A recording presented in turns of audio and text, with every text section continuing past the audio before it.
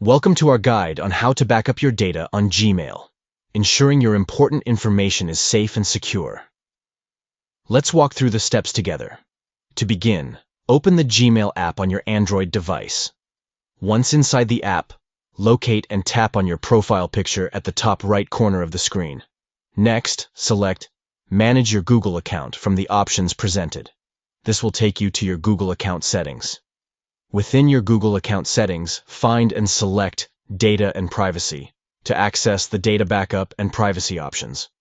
Scroll down the page until you see the option to Download your data. Tap on this to initiate the backup process. After selecting to download your data, scroll further down and tap on Next Step to proceed with the backup. Finally, tap on Create Export to begin exporting your data for backup. Your data will be compiled and prepared for download or transfer to ensure it is safely backed up.